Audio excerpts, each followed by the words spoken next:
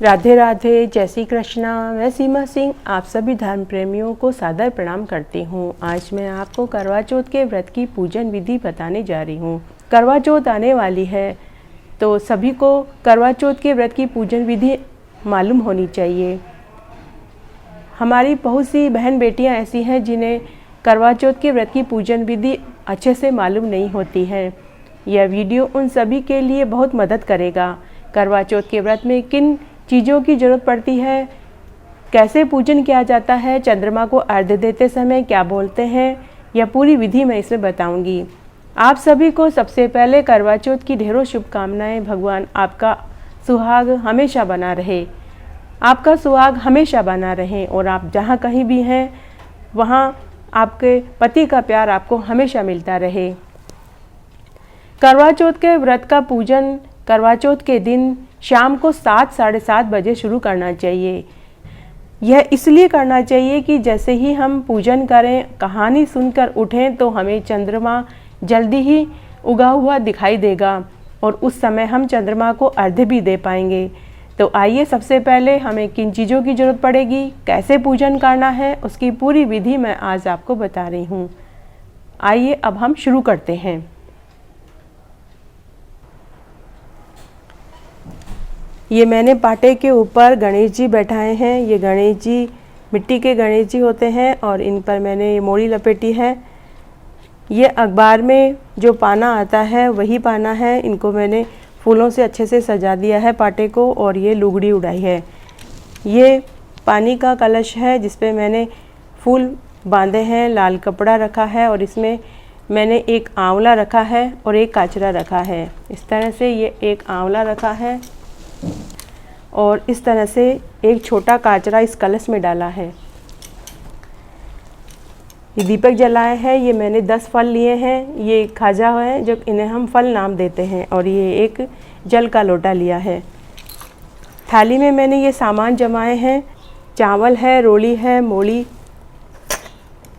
है, आंवला, बादाम, बतासे, मिश्री, फूल, मेहंदी, काजल। ये मेहंदी मैंने यहाँ थोड़ी सी निकाल रखी है। अब सबसे पहले हम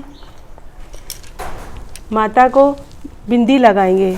चौथ माता के हम सबसे पहले बिंदी लगाएंगे।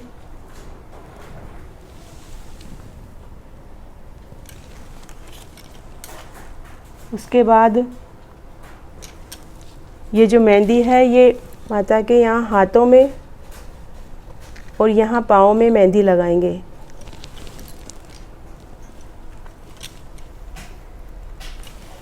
ये काजल है, ये काजल लेंगे और थोड़ा सा काजल यहाँ माता के दोनों तरफ लगाएंगे। अब जो ये जल का लोटा है इसके हम 13 बिंदी लगाएंगे। ये 13 बिंदी हमें रोली की लगानी है। इस तरह से 13 बिंदी लगाएंगे।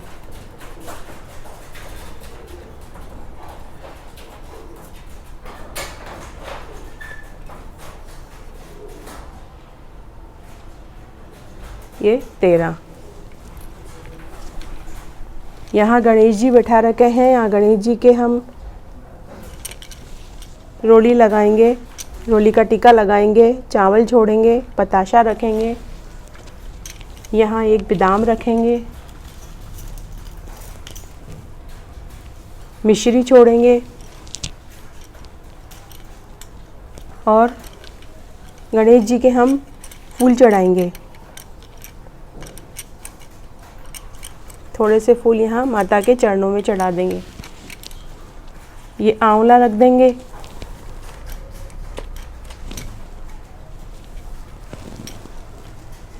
अब 13 बिंदी हमें लगानी है। 13 बिंदी लगेगी मेहंदी की, 13 लगेगी काजल की और 13 लगेगी रोली की। तो मैंने ये एक सफ़ेद कागज़ लिया है। इस सफ़ेद कागज़ को मैं यहाँ रख दूँगी और 13 बिंदी लगाऊंगी। तो सबसे पहले रोली की 13 बिंदी लगाऊंगी। तो मैं ये मांग भरने की सिंदूर ले रही हूँ, इसी से मैं 13 बिंदी लगाऊंगी।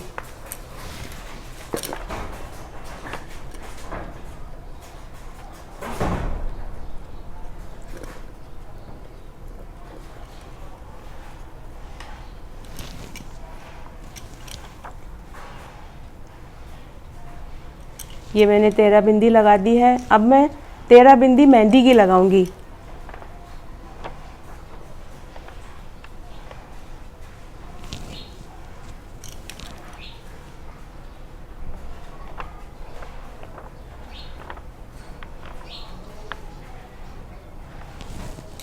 अब 13 बिंदी हमें लगानी है काजल की। तो इस तरह से काजल आता है, जो हम काजल की 13 बिंदी लगाएंगे।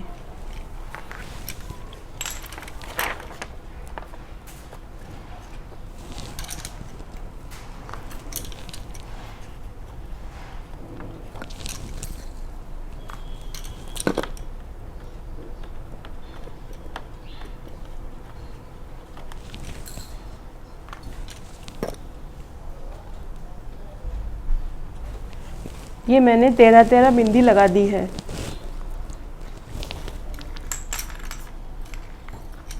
पूजा हमेशा शांति से करनी चाहिए, जल्दबाजी में नहीं करनी चाहिए, क्योंकि जल्दबाजी में करने से कई बार दीपक से कोई ना कोई नुकसान हो जाता है। इसलिए पूजा करें तो हमेशा शांति से बैठ के करें।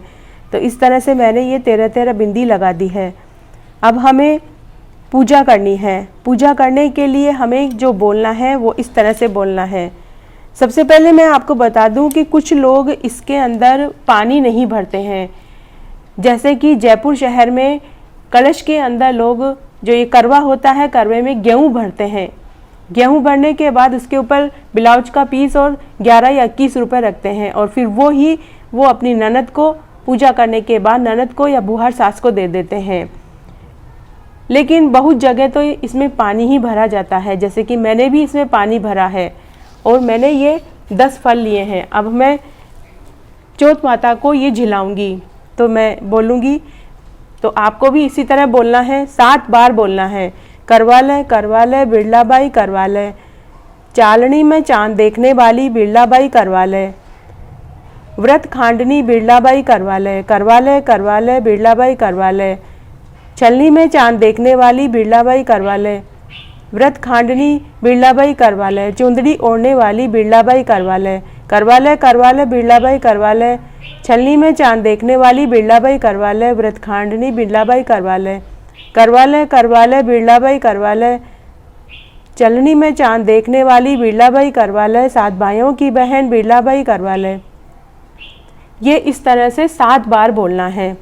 उसके बाद ये जो करवा और ये जो फल है, यह आप अपनी सास को दें। अगर आपकी सास सुहागन है तो सास को देवें, सास सुहागन नहीं है तो ननद को दें। चाहे वह ननद छोटी हो बड़ी हो, बुहार सास को भी दे सकते हैं, जिठानी को दे सकते हैं। जिस समय आप ये पूजा कर रहे हैं उसी समय अगर सास घर पर है तो उसी समय आप यह उन्हें झिला दें। अगर घर पर नहीं है तो आप बाद में उन्हें ये दे सकती हैं। तो इस तरह से ये करने के बाद मैं इसे यहाँ रख दूँगी। इसके बाद पूजा हमेशा 5-6 स्त्रियाँ बैठ के करती हैं। पूजा करने के बाद में कहानी सुनने से पहले इसमें जो जल होता है वो एक सखी दूसरी सखी को पिलाती है।